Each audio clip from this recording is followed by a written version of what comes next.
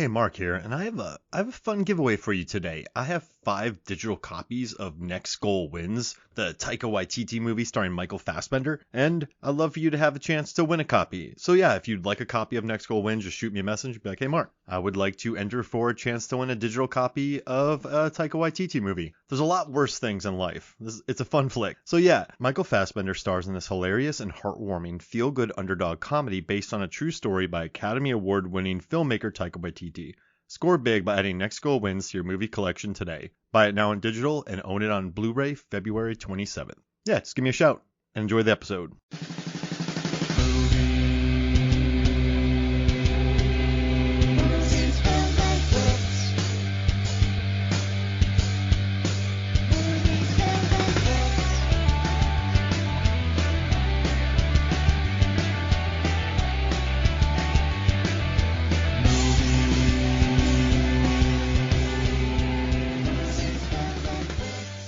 Hello and welcome to Movies, Films, and Flicks. I am Mark Hoffmeyer, and joining me is a man who's recording this episode from underneath some floorboards.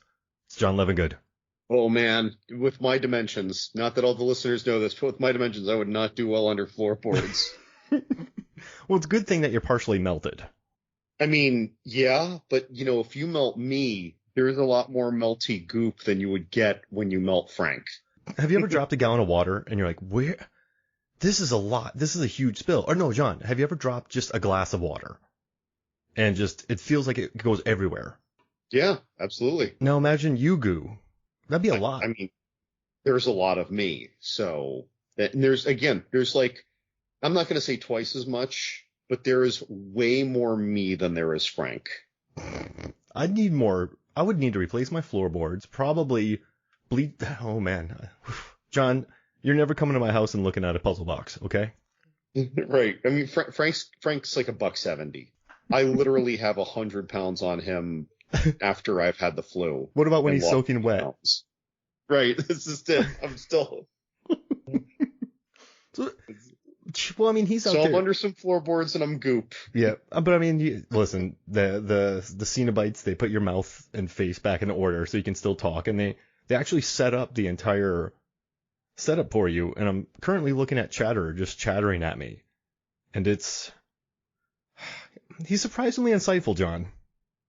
He's a big fan of Ozu. He's a big fan of early Kurosawa before he sold out, he says, which we'll have to argue about that, but Chatterer is a cinephile. He's a Cenobite cinephile. I believe you. I would have sooner gone with Butterball because he's kind of like the comic book guy build of the Cenobites. He would just lecture you about X-Men, back like 1990s X-Men, and why now they're just a mess. Yeah, Wolverine did not have the yellow suit until circa 1993. I think I bought comics from him back in the 90s, actually. He's just licking his lips the whole time, John. From the Mountain Dew and the Mountain Dew Code Red and the cheese puffs. I gotta tell you, John, you've covered this entire franchise on Movies, Films, and Flicks. You've written a review for all of them. I've only watched the first one, and I don't know why. Ever. I want to come back to that, but you've only seen the first one ever. Like, that's the only Hellraiser movie you've seen. No, I saw 2022, but that's not. Okay. Like, that's just a reboot, remake, which was good. I mean, I like David Bruckner. And that one leads more into like drug addiction, more outright, less subtle kind of. Well, this one had a lot of addiction, but this one was like drug addiction. So those are the two I've watched, but I've never watched the one where we learn about who Pinhead is or who the lead Cenobite or lead Hell Priest is. Like, I've had to do articles on them where I have to like research the series, but I've never gone through them all and watched. Like, I know there's a Juggernaut or a Xenomorph or a Leviathan. I know that Kristen goes to hell. Frank's like, hey girl. And then she goes and sees him because she thinks it's her dad. Mm-hmm. But that's pretty much it. I don't know about the later ones. I know there's like a Club Massacre, but I don't know which one that one's in. All right, I'm going to give you the super quick elevator pitch for why anyone who has only seen Hellraiser 1 should watch Hellraiser 2. Because Hellraiser 1 is the idea, and it's very romanticized and deep and dark, right? But it's more about this chamber thriller feature of this idea. Whereas part 2, I shit you not, it's like Nightbreed in terms of like the world and the rules and the layers to it. It's like Nightbreed, like this huge scale thing. Whereas this is this very crackable, understandable, not that it's not deep and layered, right? But it's like these two movies are a world apart in scope. And like in the way that Nightbreed is just so bonkers and has so many different kinds of creatures and meanings and purposes, so does Hellraiser 2. Hellraiser 2 is just nuts. All right, it's a peyote fever dream. Okay, so if I watch it, will we do an episode about it? I'm dude, please count me in on that, because you know what? So this movie is really good, right? We're going to get into this, but Hellraiser is very rich and pithy, and it's loaded with allegory. I mean, it's not. I'm not going to call it super deep, but the way that it explores it for a horror film, it is, right? For sure, an '87 horror film. Yeah. But I mean. But yeah, part 2 is just a roller coaster. I don't know how to. I so look forward to hearing your first time viewing reaction, because I saw that when I was like, I don't know, 9 or something, and you're so young you don't even know what's going on, and then as you get older and you understand more, you never realize how dumbfounding it would be to see it for the first time as an adult. So like, I don't know, the Hellraiser 2 is just so nuts, and at the end of the day, you could just say there's Hellraiser, Hellraiser 2. Hellraiser 4 and the newest remake. I need to specify that. The newest remake, 2022. And those 4 Hellraiser movies are really the only 4 Hellraiser movies anyone needs. Not that I didn't enjoy the full exploration. You know what's kind of crazy? I watched this movie so long ago that I thought Frank was in the basement. Like, I thought Frank was in the cellar. So it's funny that you say that, because even though I've seen this movie a dozen times, in my head he's in the attic, when really he's in one of 3 rooms on the floor. Like, if I was chatting with somebody, right? We're on a bus, you and I, and it's a speed situation, and you and I are kind of bored because Sandra Bullock is just driving and crushing it, and Keanu's out there working, and we're like, well, I might as well talk about movies while we're, on the brink of blowing up. I'd be like, yeah, man, that scene in the basement. And then he'd be like, no, man, that's a scene in the attic. And then someone would have come up to us like, no, I was in the kitchen. And then eventually, like, probably Keanu was like, actually, it's in the bedroom. Just shut up, Keanu. But yeah, I don't think. It's really just like the 3rd floor, and there's 3 rooms on that floor. Yeah. Well, great wooden floors, by the way, John. Nothing creaks in that house. Nothing creaks in there. Yeah, a lot of horror movies. Hardwood. Horror movies have creakier real estate in general. It's like if you're watching a horror movie or a kid-themed movie where the kids are trying to sneak out of the house. At the last minute. Right. Oh, no. The more important it is that you are not heard, the creakier the house is in a movie. Period. The end. But you know what's crazy about this movie, too, is when I was younger, I sort of watched it with, I'm not going to say it, but like maybe my lizard brain, where I just kind of took it as this really nasty, bloody little thing. And I didn't really get any of the themes of passion and perversity and addiction that Clive Barker likes to talk about when he references this movie. I also forgot how juicy it was. So now I know I love this movie, John. This is a gooey, juicy movie. And Clive Barker said, a lot of drippiness. Barker said that they used gallons of it. So I was like, John loves this. No wonder he loves it. But I was like, you just see Frank sitting there in his partially recomposed body, and there's like a 3-inch drip from his jaw just sitting there. Like, this is a movie about like an extremely gooey skeleton becoming less gooey by taking men and making them into piles of goo. And its final form is basically a juicier version of Red Skull from Captain America: The First Avenger. Which is quite interesting. And also, so going through this movie, right, when I listened to the commentary, when I read the interviews, Clive Barker, first-time director, he wasn't really happy with his adaptations of Underworld and Rawhead Rex that he wrote the screenplays for, or he wrote the novella and adapted the screenplay. So he decided to take the 1986 novella, The Hellborn Heart. He decided to just write the screenplay and direct it. He had a $1 million budget, but you know what's interesting is he's like, he would say like, we got to do something a little more creative for this movie. And he would talk about how Fellini and Tarkovsky and their like imagery first style influenced him. And then he also talked about how he loves Dario Argento, David Cronenberg, and Alfred Hitchcock. Like in Scanners, the head blows up relatively early. And then in this movie, we see Pinhead at 4 minutes and 44 seconds. So he was like, he did two things really well with this. He went with a lot of very, very memorable imagery. He went heavy on the gore quickly. And then he sort of there's a narrative there, but it doesn't go where you think it would go. Like sitting down in 1987 and watching this, I don't think you could get I don't think you could pin this movie down for what you think it is. And also too, like when he was talking about this movie, he said he wanted to make an unapologetic horror film. He talked about passion and perversity. He talked about religion. He wanted to make a different teenage heroine, about forbidden love, sexual obsession. And he just talked about how like ageless experts of refined pleasure and pain, and it's a domestic triangle. Like he used all these words like level of mystery, pleasure and pain, mystical power of blood. Like this is a movie that he thought really deeply about.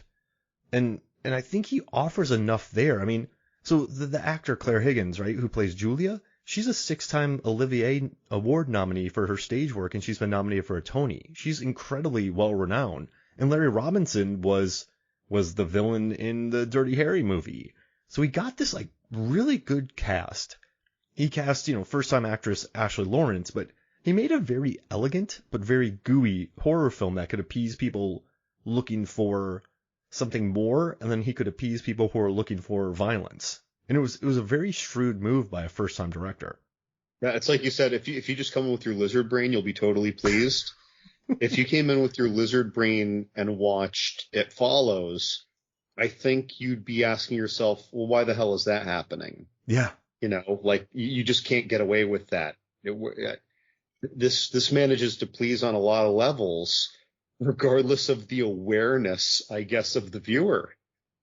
Yeah, and it's like Verhoeven with Starship Troopers, where it's like, oh, fascism, you have that funny take on fascism, but then you also get bugs and guts and blood and gore. And so Verhoeven works like that too. And so watching this again, and okay, so John, I'm just dropping this on you, but I've been thinking about like obsession and lust in horror movies. And like, we don't have to get too deep into lust and obsession, but when you think about The Phantom of the Opera from 1925, Dracula 1931, Onibaba from 1964, Daughters of Darkness 1971, Ganja and Hess 1973, The Fly 1986, there's a lot of themes of like obsession and sex and jealousy, and I feel like that's always been intertwined in the horror genre. I mean, Nosferatu, and I mean, that's still Dracula, but then you have Bride of Frankenstein to make him a bride, and she rejects it. Like, I feel like lust and desire has really good, like, It Follows has been sort of a major theme of horror for a long time, but I think Hellraiser deals with it probably the best. Well, not the best, that's a really bold statement, but in a really unique way. And I appreciate that for it. Like, it plays kind of like a Thirst, or it plays like I'm just going to say Thirst, but just the consequences of obsession and turning people, and it's just an interesting movie, John. It's a lizard brain movie, but it's also a smart film. So I mean, it's also it's very satisfying for the very highbrow viewer, though, because there's all these layers that are in front of you. You don't need to be aware of to enjoy the movie, but if you are aware of them, dude, they are there. Mm-hmm. I mean, it's funny too. We watched the character Julia go from someone who's not necessarily looking to not be in her marriage, but someone who clearly is unsatisfied. It doesn't mean she wants out, right? But she's not really happy. She's not satisfied. There are things that are missing. And as she reconnects with gooey Frank and starts embracing, at first reluctantly, but then eventually embracing the true villainy that is required to reconstitute his body and bring him back. She starts to dress. Now, she was always stylish in the movie, but she starts to dress even more stylishly. Her hair gets higher and Or bolder, coiffed. and hairspray done. Her eye makeup gets more elaborate and matches her like orangish gold top. She goes from reluctance to exhilaration as she's luring these men in, and it has nothing to do with the thrill of luring the men. It's the thrill of the end product for which she's luring the men. And even when Frank touches her with his gooey fingers, which again at first terrifies her, but she still is so enthralled with the concept of Frank that she goes through with all this. And then later when he touches her with his slightly less gooey fingers, she is less reluctant and less appalled or more invited by it, even though it's so inhuman. But still, we're talking about lust, but at the same time, there's passion there, or obsession, or fixation, not just lust, because that is a skinless, arguably penisless Frank at the time, right? Yeah, he's just sitting there smoking a cigarette. Yeah. Yeah. And I'm really glad you brought that up, because during the commentary, the script supervisor and Watts, Barker was talking about how she's a really buttoned-up woman. She didn't talk much very proper. But she said the title of the film should be called I'm not going to say the full thing, but what a woman will do for a good blank, or like what a woman will do for some good sex. That's what the script Good supervisor, shag. yeah, good shag. That's what the script supervisor said that this movie should be. And I think you're right, though. It's not just lust, right? There's a lot more to it than that. But but the way she plays it, though, and just the shots of her close-ups in the bathroom when she has the blood on her face, and just the amazing special effects by Bob Keane and his Image Studios team. Like this, it's a movie where, man, it's so nasty, but it's, they put most of the budget towards the special effects. So remember when they're out eating dinner, how bad that scene looks? He's like, I had 2 hours to shoot that. So I guess everything that they had outside of the home was rushed. But I think that's smart, though, because like Frank looks great. Like when he comes back to life, he looks great. The goo looks great. The Cenobites look great. The architect, not so much. The monster that you can see people pushing him, like if you pause it, you can see people behind him pushing the giant little pincher monster. But it looks good. And also, John, like we've never seen this before. Here's this woman who is, like, you're right, this gooey man touches her and she's like, yes, this is great, and what it will bring. And so, like, that's why I think, Stephen King read the short story and said, I've seen the face of horror, and it's Clive Barker. But it's just nice when you watch as many horror films that we do, when like, someone can sort of, not like make a 4-quadrant horror film, because I mean, Roger Ebert hated it, but I think he went in hating it. But when he can make something that's a mix between A Nightmare on Elm Street and It Follows, and then combine them to make something accessible for more. And that's quite rare. And it's still kind of an art house film, but it's also a mainstream horror film that spawned many films, which I dig. I don't know. I know I'm heaping praise on this movie, but I think everything about it and how it came together was just smart. The people so he said that the people worked on it in England. Like he said that normally the English board wouldn't even make this movie. Like he said that like it was rare that this would be approved. But I guess he said that the way it was, like the way it was shot and the themes of the movie, they watched it and they're like, okay, so this isn't like garbage. This is something with kind of something to say, and it got away with a lot more in the British film industry. He said it's pretty rare that an intense horror movie gets made.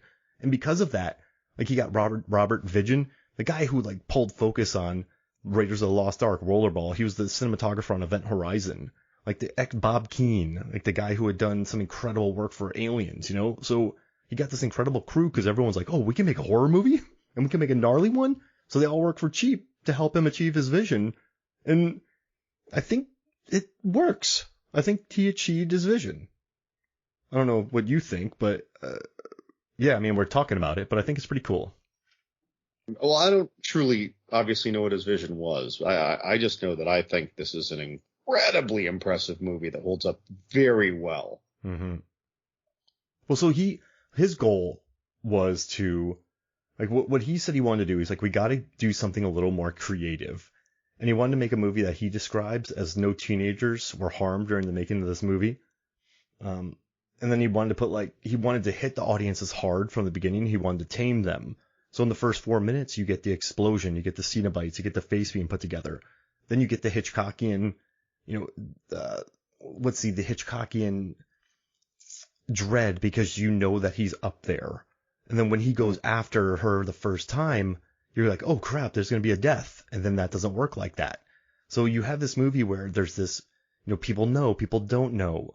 What are they working at? What are they doing? How is he coming back? Like, will those Cenobites come back? Who are they doing? So it's, I don't know. I think his goal, everything that he kind of talked about, what he wanted, I think he achieved. And I mean, I guess there are some clunky moments. Like, I know people kind of hate on Ashely Lawrence's performance, but I dig it. Like, I like Christy. She's kind of a beast. Like, when she meets Frank, she throws the cube out the window, then grabs it. She like fist fights Cenobites. She like tricks them. She works her way out of death. She solves puzzles while being chased by monsters. I dig her, man. Like, I like her a lot. Like, what do you think Kirsty stands in the pantheon of, like, I hate saying it, final girls, but like, where does she stand, like, the final heroes for you? Yeah, that's a tough call. Like, I want to rank her high because of her agency in the movie, right? In the story. It's like she's a final girl, but she's not. She's in a lot of situations that are analogous with final girls, but she always has a lot more control. Yeah. I wouldn't call Ellen Ripley a final girl, right? Oh, so is your final girl like a Nancy Thompson or Chris from Friday the 13th Part 4? Or Laurie, right? Laurie, or yeah. Laurie Strode, right? I feel like those are our final girls. Our final girls are the girls who happen to be the survivor, who learns enough as they happen to have survived. They learn enough to, and again, Nancy is a little closer to Kirsty on this, but still, they get more agency. I feel like as the movie moves along. I feel like Kirsty starts out with a lot more and has less of a journey. She knows what's going on. Well, to some extent, she's aware of what's going on a lot more. She's less the victim, to me, I guess. That's a good point. I mean, if we're just talking about final girls, I'm not going to say, oh, she's not a final girl. She's just less final girly among final girls for me. So if you would do it, you would do stuff like, so you know how the horror genre has subgenres.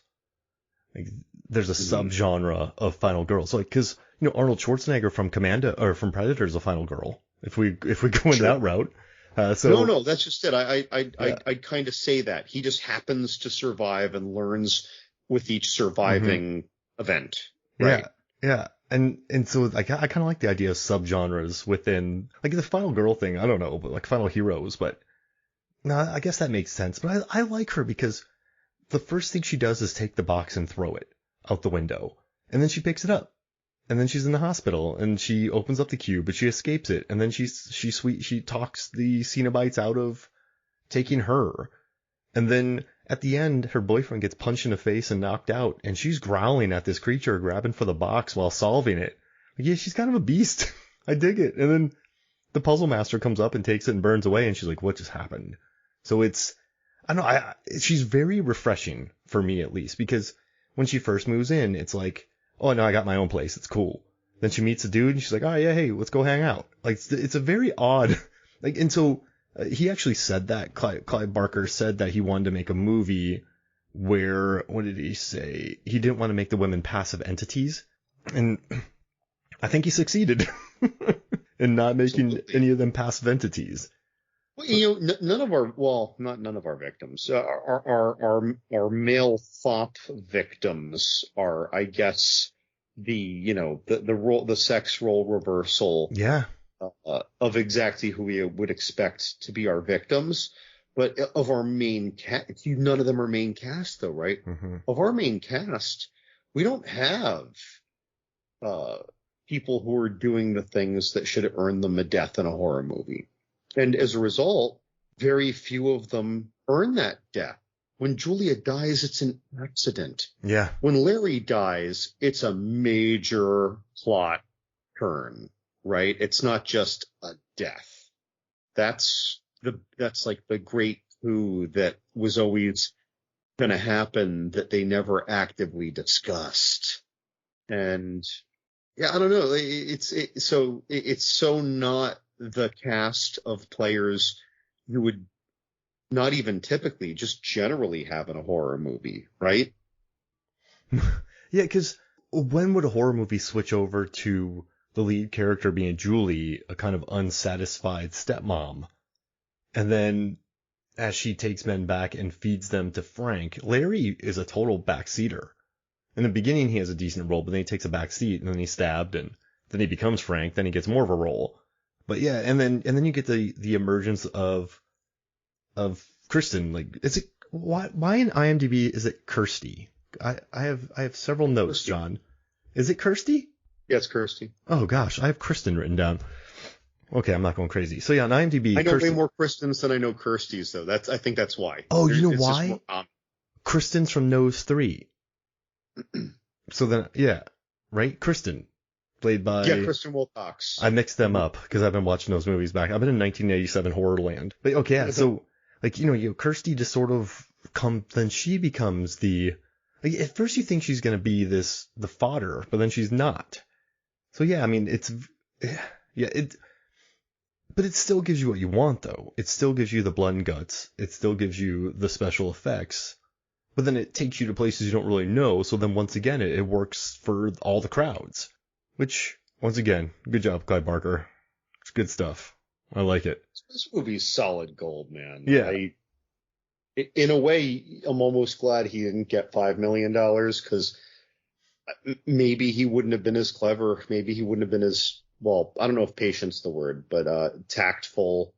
Whatever desperation that comes with that lower budget that we've discussed time and time again, that just, fosters inspiration. Like, This is such a cool movie. Yeah.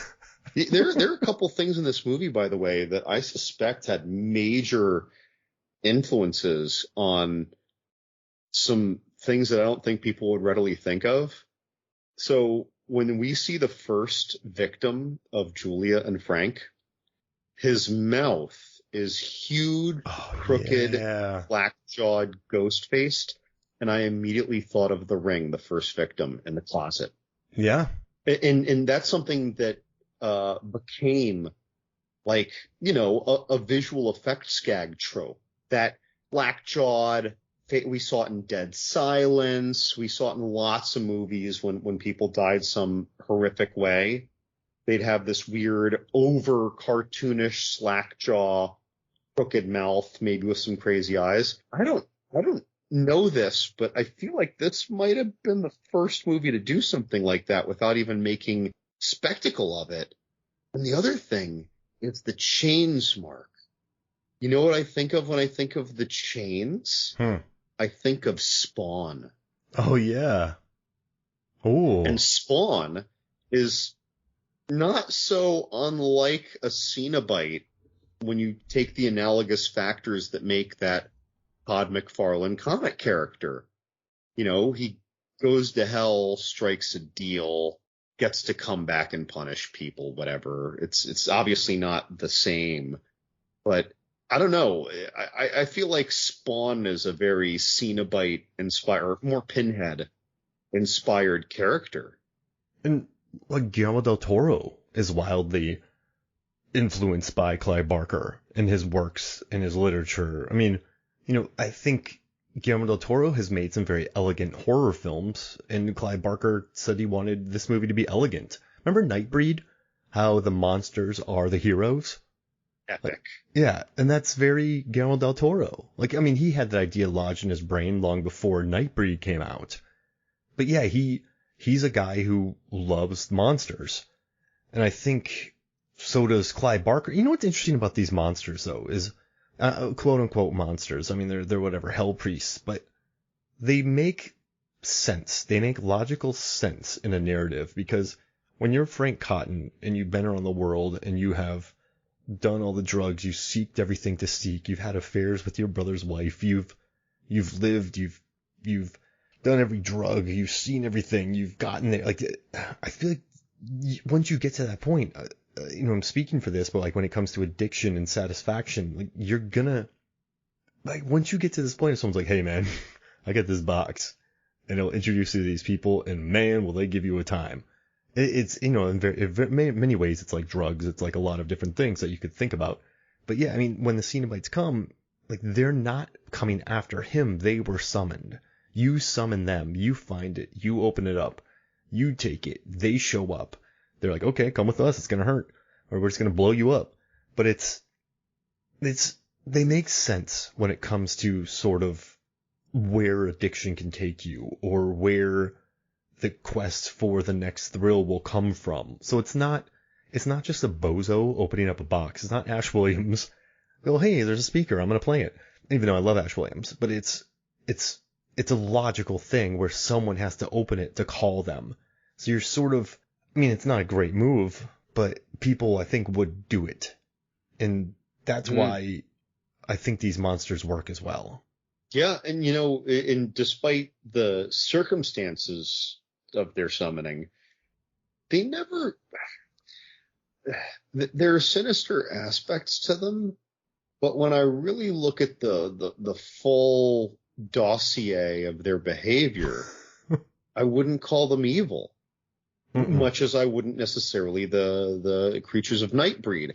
Some of them are meaner, right? Some of them are more cruel, but not necessarily evil. They have a purpose. They have rules. They have goals. They had expectations when they were summoned.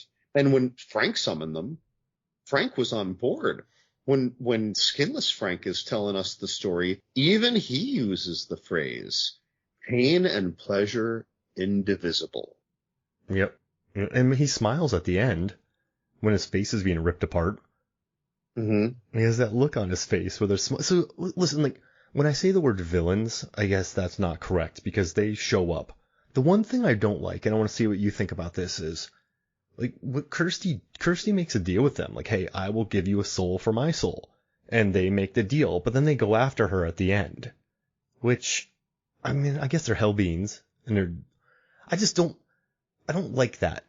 Because that's just sort of a fooled you. Like I guess she did still call them, but it's just a shifty move. Like he seems more elegant than that. Don't you think the Cenobites? I don't know. I feel like they'd be good on their word because up until then they just show up when you call them and then they obliterate you, which is what you wanted. It's interesting you say that because I was kind of wondering that specifically on this viewing, and part of me was wondering if it wasn't just, well, I can't help myself but to have a little fun with her, or to toy with her, or to taste her pain, as opposed to dragging her to this thing that isn't even necessarily hell for an eternity. I don't necessarily know that it was going back on their deal and not just having a little fun. Cenobites just want to have fun. Yeah, sure. And don't get me wrong, like it's way like on the devil's advocacy of it, but it didn't feel like it felt less like she's getting away and more like oh, there she is. And I don't know. I don't like it. I'm going to start believing what you said. They just want to have some fun with her. Like they want to be a cat with a mouse before it eats the mouse. This fun could maim her for life, right? Mm-hmm. Or she could bleed to death from it. But I'm just saying, maybe they weren't necessarily looking to bring her to an eternity of pain and pleasure. I mean, one thing that's nice is that it raises a question about them then. You're like, oh, did they do that? Why did they do that? It makes them a little bit more, like, you want to know more about them, because if he's like, yeah, you got a deal, then he goes, psych, you're kind of like, whoa, like, this dude's like super elegant, and he seems like I just summon when I'm called, but then I kind of go back on my deal. So they're kind of petulant. Maybe they've been down there for too long. Maybe they're just pure evil and they never would have done it. Maybe you're screwed the second you open that box and they wanted to see where it went. Maybe they wanted to have some fun. They haven't had fun in 7,000 years like this. So yeah, I think it adds a unique wrinkle, but I just don't like the whole, like, it's like Spaceballs, like, fooled you. Here's the other thing too. We call the movie Hellraiser, right? And there's no fault to that, to what I'm saying. And you got to communicate to the world what your movie or your story is appropriately. But when we think of hell and devils and old Gratch and, Lucifer and all these concepts, and we think of dealing with him, we think of contracts, and we think that the devil is good at his word, but he's going to find a way to fool you in the deal, right? Mm-hmm. We almost think of making a deal with the devil, and this magical parchment just appears with a quill pen, and he pierces your finger, and you sign something that's 10,000 words long. It won't give you the time to read it. Right, but in this case, it's just a chat. And this isn't necessarily hell. This is something that Frank wanted. And even though he eventually wanted to escape, who's to say it wasn't because he wanted the pain and pleasure fantasy and the choice of his life, right? As opposed to just the one. And again, we're calling it Hellraiser. We're thinking of hell. We use terms like demons and angels in the movie, but these guys aren't any of that. No. And so, again, we have the expectation of hell and a deal with the devil, perhaps, when this is like a deal with a stranger, and a stranger can come with whatever rules that stranger comes with. I mean, we're using very stock language, I think, when we are talking about heaven and hell and where this is and who these people are and if they are the villain. I mean, Frank and Julie are very much so the villains of this movie. But I guess we've just been so conditioned. But I guess when I say it, I just put air quotes around it. I maybe should be more specific. No, but even Pinhead says demons to some, angels to others. They hand you that in the dialogue. Again, communicating to an audience of people watching a movie or reading a book, I understand, right? Or communicating to the people of Earth and what the people of Earth think of. But we are given some language that can condition us to certain programmed expectations from movie and folklore history, right? And even life.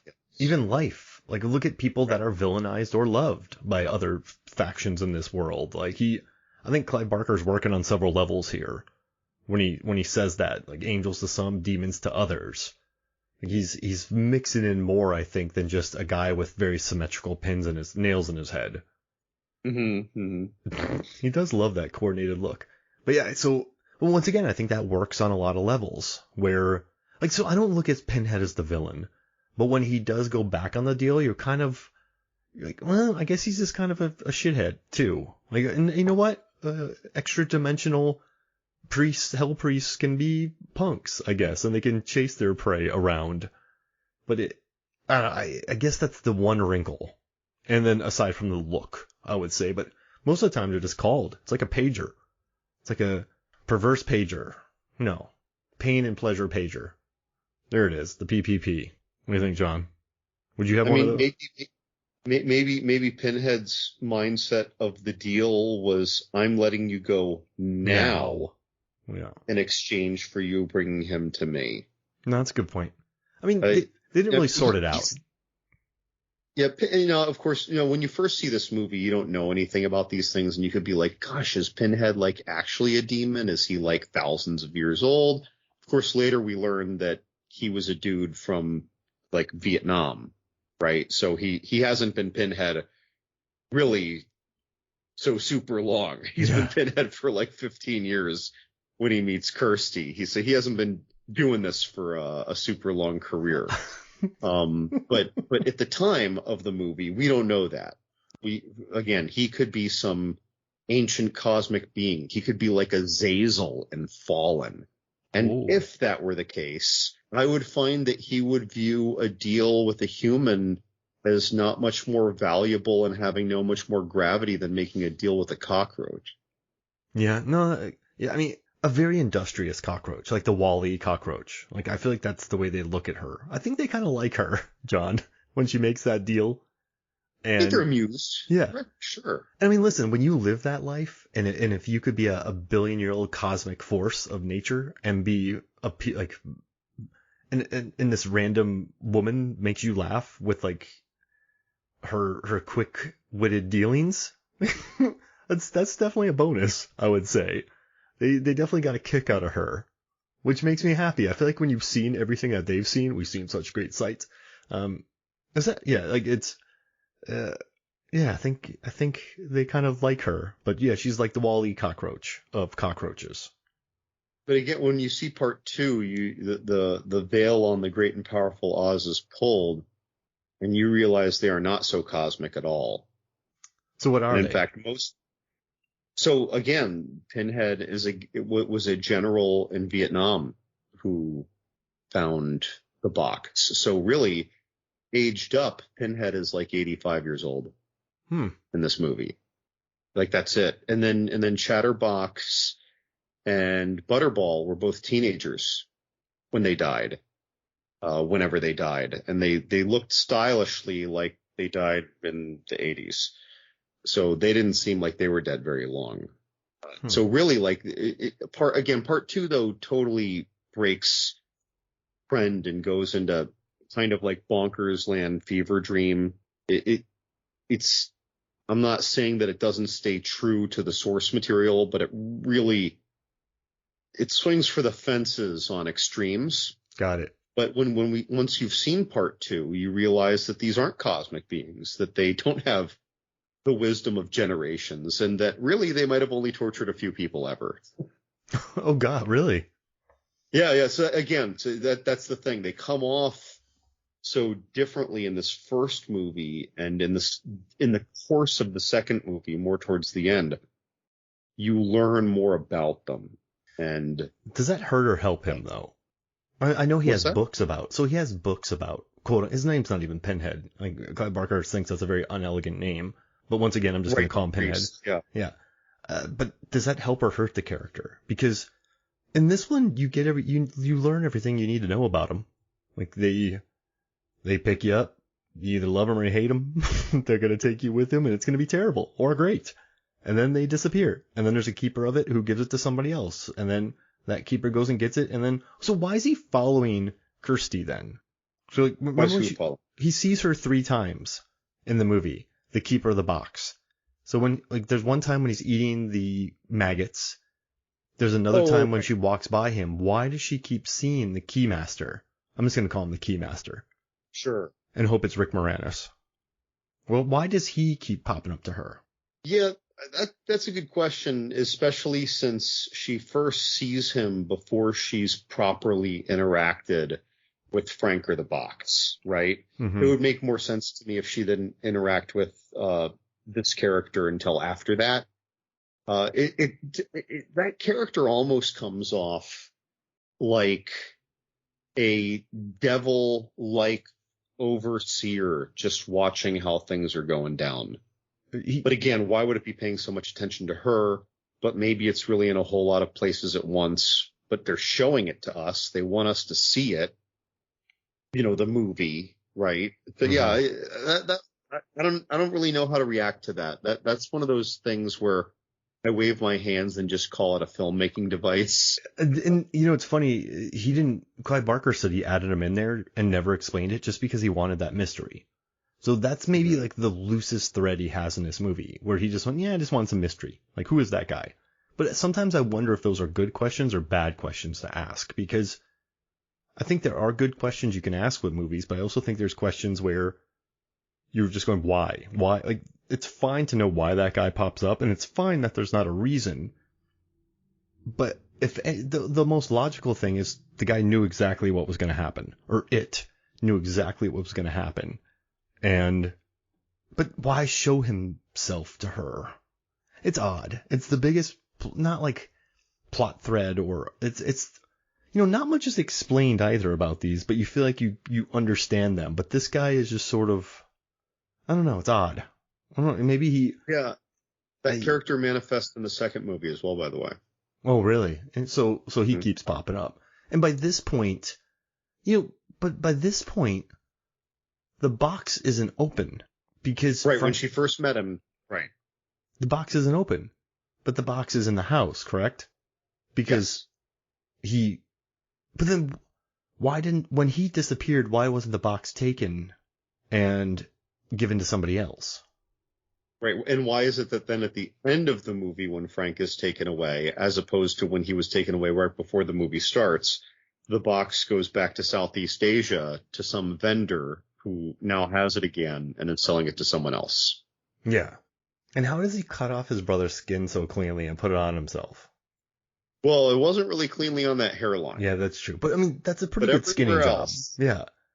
But everywhere else. And somehow Kirsty never noticed that. I mean, it's like an A+ skinning job. But it's also more hand waving, though. I mean, there's some cosmic shit going on. Maybe Kirsty just thought that her dad just dyed his hair. Oh, and well, he also said he dealt with Frank, too. So maybe she thought, did my dad just kill Frank? And now he has blood all over his hairline? Yeah. And but yeah, he does wear a skin suit. But you know what? Who cares? Like, I think that's not the point of the movie, right? That's more like, oh, hey, he did a great skinning job. But this is a movie where there's hell priests and other weird things coming into play. So maybe skin fits differently on goo people. Well, there's a little supernaturalness going on. I mean, we saw the reconstitution, so this is something with that little hand waving. Oh, he's also absorbing bodies and becoming more human. That doesn't really make sense, but it's magic.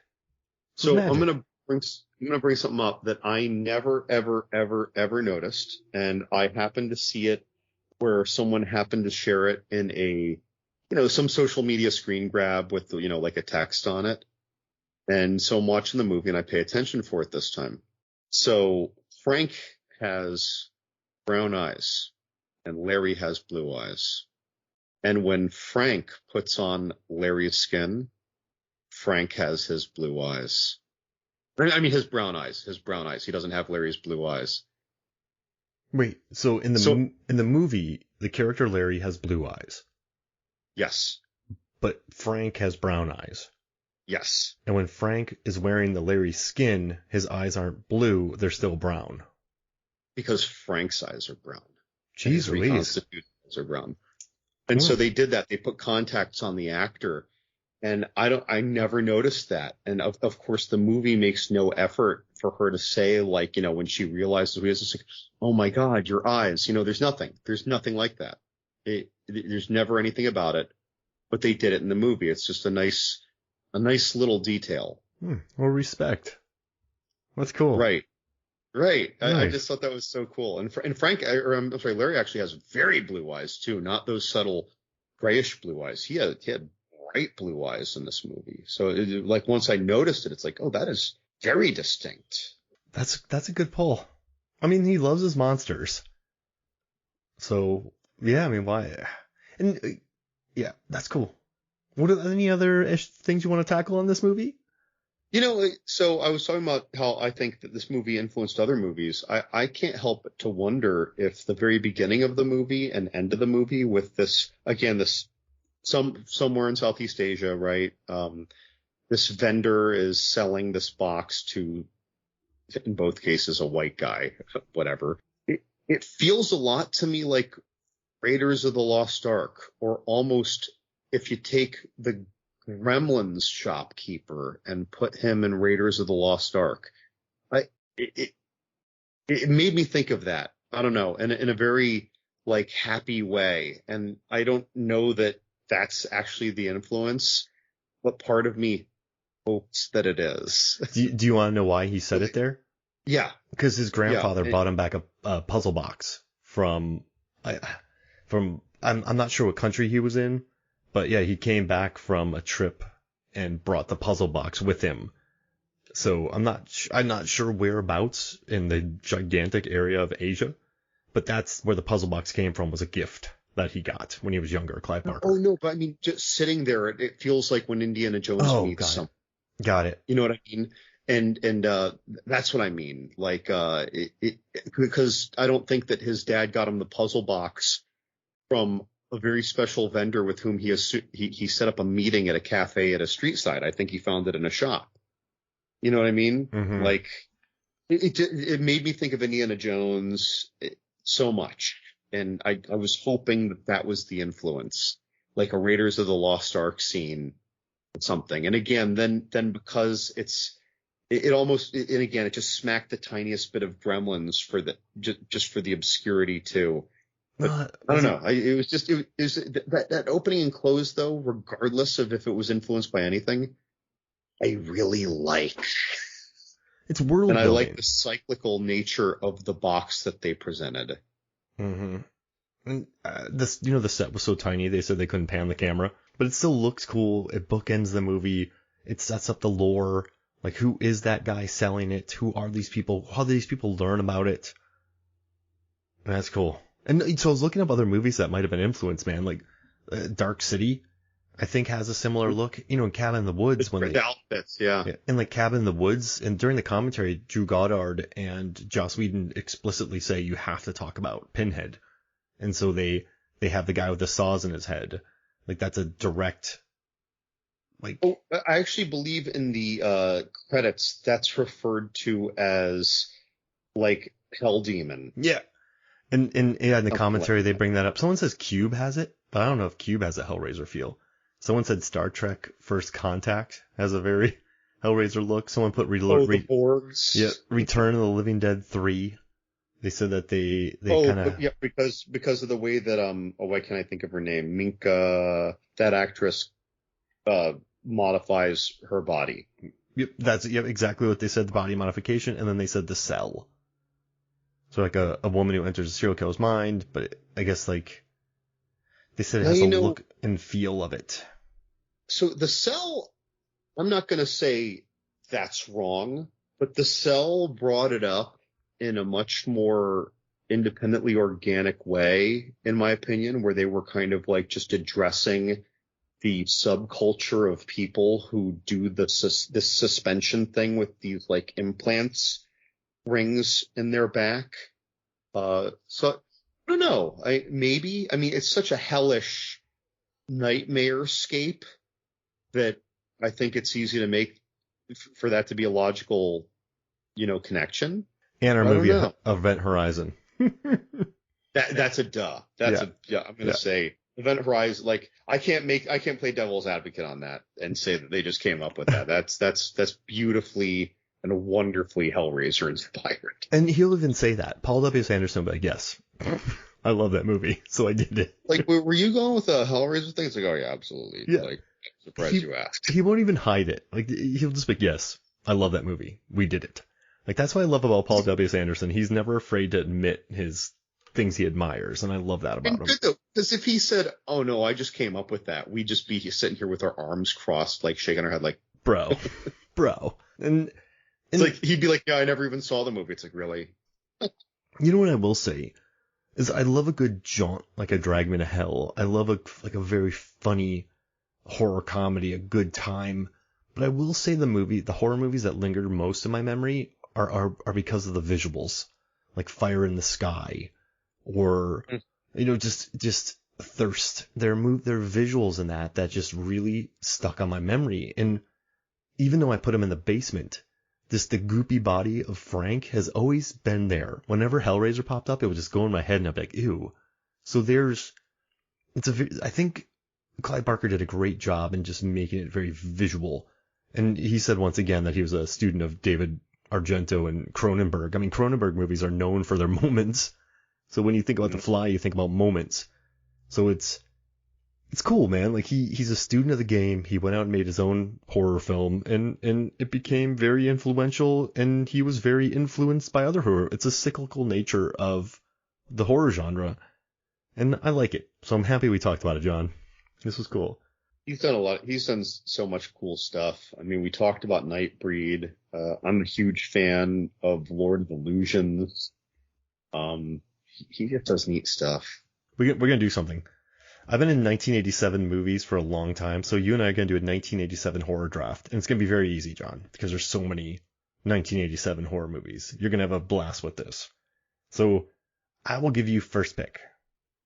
All right. So I am cheating, and I'm going to my John's Horror Corner index just to see the movies that I reviewed for 1987.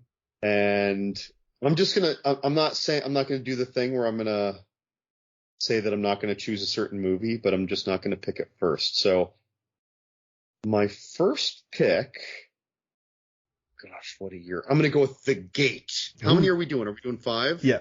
The Gate, okay. I asked on MFF Facebook about what people's favorite 1987 movie was, and I got a bunch of Gates. So I saw Jesse Deal hollering out about that. I gave him a love. Yeah, I'm a near dark guy, so I'm gonna take Near Dark. That's my number one 1987 movie right there. Got to go Near Dark. Near Dark. I'm gonna go Prince of Darkness. Oh, hey, that movie we covered. Yeah. Right, Prince of Darkness. Okay, so now I'm up. This is tough. Okay, so I got Near Dark. I'm not gonna do that. There's a giant one sitting there. I know. I was almost gonna say you could. You can have it, and then I'll take whatever you don't, because there's 2 giant ones out there. Maybe we'll both hold off on the gorilla. I don't know. We'll see. Okay, I don't think this is the biggest one ever, but I'm gonna take Nose 3. I don't think that's the one we're talking about. No, that was the one I was talking about. I was talking about that. Oh, do you want it? I'll take something else. No, you take it. Because there's still some huge hitters out there, John. There's lots of good stuff floating around here. Okay. All right. I'm gonna go a little unconventional here, I think. Oh shit! But then there's those tentacles. Yeah. Oh, I need those tentacles. I'm gonna take the Kindred. The Kindred. Great. I'm taking the Kindred for the tentacles. I'm gonna do it anyway. I just love Jaws of Revenge. I'm taking it. I don't care. Okay. I love that there's a psychic link between the shark and Mrs. Brody. But of course there is. All right, what's your fourth pick? All right, ready? I'm gonna take it because it's like I like joking in my review that it's like an unofficial Nightmare on Elm Street sequel. I'm gonna take Prom Night 2. Prom Night 2. I love it. I'll take Monster Squad. Michael Ironside. What's that? I'll take Monster Squad. Oh yeah, Monster. And also our good friend of the pod, Short Round 2.0, he said that he would pick Monster Squad. He loves Monster Squad, so I got to give a shout out to him. Right. Okay. Oh, and while you're thinking, Robin Sparkle said The Gate, and then we have who else did? We had Lisa Leahy, so she went with the Monster Squad, classic American movies. Chris Kelly went with Hellraiser. Lisa Skiffin went with Evil Dead 2. James Foley went with Prince of Darkness. Andy Golding said Near Dark because he loves the mixture of vampire films and westerns. And Jesse Yale said The Gate. And then you mentioned Nose 3. I'm going to take Evil Dead 2. By the way, and I am doing that thing that I do all the time where because today we're talking about Hellraiser, I just, for some reason, I can't find it in me to pick Hellraiser. So I'm doing Evil Dead 2 for my 5th. Okay. I kind of want to pick Predator, but I'm not because that just makes it uninteresting. You know what? But what's more popular? Okay, I mean, there's Lost Boys still out there too, but I kind of want to go funky. I really want to go funky, John. Just give me a second here. There's also Dolls. Yeah, Dolls. There's so many good ones. Blood Diner. Prison. Wait, Prison? Rennie Harlan's Prison came out in 87? Yeah, that's 87. There it is. I'm good. There's Stepfather. Oh, wow. Yeah, the original Stepfather. All right, John. Someone comes up to you and goes, John, you were picked to champion 5 movies from 1987 against all other horror years. Which 5 movies are you going to pick to champion 87? So you want to win. You got to. What I'm gonna do is my picks are the same, except I'm gonna boot Prom Night 2 and I'm gonna put in Hellraiser. Oh, so you're gonna do The Gate, Prince of Darkness, The Kindred, Hellraiser, and Evil Dead 2. So you wouldn't do Predator? No, again, so I in no way deny that if someone picks that as a horror pick, but I just never think of that when I'm thinking of horror. Got it. That's all. So like that is the better movie, but when I'm I don't know why I compartmentalize that differently in my head. Copy that. I mean, it's your pick, man. It's still a very good year. I mean, and honestly, I think I put it in John's horror corner. Although, I'd say the same thing about it as I would Predator 2. But another 1987 movie that's brutal, RoboCop. I mean, it's kind of a horror movie because it's so comically over the top. But then when does that come into line of like, not satire, but farce? But it's also so brutal. I mean, like the visuals are more horrific than anything in Predator, for example. Right? Yeah, that's even true. though it's more about the violence, though, right? And not horror, if you will. Because again, I'm sorry, but I wouldn't fault someone for picking it. Because like The Night Comes for Us, that's a wildly violent movie, but you're like, is that a horror film? See, I'd never say that, right? Even though it's so violent. So violent. Yeah, but then RoboCop is, but then it's all tough. But hey, man, listen, this was awesome, John, and thank you for joining me. Thank you for talking Hellraiser with me. This was a delight. Dude, it's a pleasure. It is a pleasure. And if you get around to your Hellraiser 2, and by the way, off air I'll say that we talked about it. I'll say the same thing about Hellraiser 2 as I say Poltergeist 2. Over the top bonkers town. If you haven't seen it, I say let's do it. Listen, I'm all about some over the top bonkers towny. So yeah, I mean, yeah, listen, John, we'll add it to the list. So we have, okay, so how about this? We have Frailty's next, right? Yeah, so we have Frailty, and then we have Backdraft, and then we have Red Scorpion, and then we can add the two sequels. I'd be down for that. Oh, we gotta do Deadstream first. Deadstream and then the sequels. Yeah, we've been threatening that, and that I'm sorry I can't remember the director's name, but that deserves some more attention. Exactly. Absolutely. And I love his VHS bit is one of my favorite VHS segments ever when they go to hell. So he and his wife are just this awesome creative team. So yeah. I'm just looking him up now. So Joseph Winter. Yep. And what is the other director? Joseph Winter and why can't I find this? And Joseph and Vanessa Winter. Yeah. That's it. They're an awesome creative team. Their VHS segment was To Hell and Back. Yeah, and she's hilarious. I like that lady in there. She's hilarious. She's also in Deadstream, but oh man, what a skit. But hey, where can people find you, John, before we get out of here? Well, you Google John's Horror Corner, you will find me all over the place, but all those places eventually lead back to the same Hell Priest origin on movies, films, and flicks, where there's a little tab. And then, just look under your floorboards. He might be there too. I might be there too, in goo form. All right, man. Thanks for joining me. Cheers. All right, so for me, Mark Hoffmeyer, for John Levengood, this is Movies, Films, and Flicks. We'll see you next week.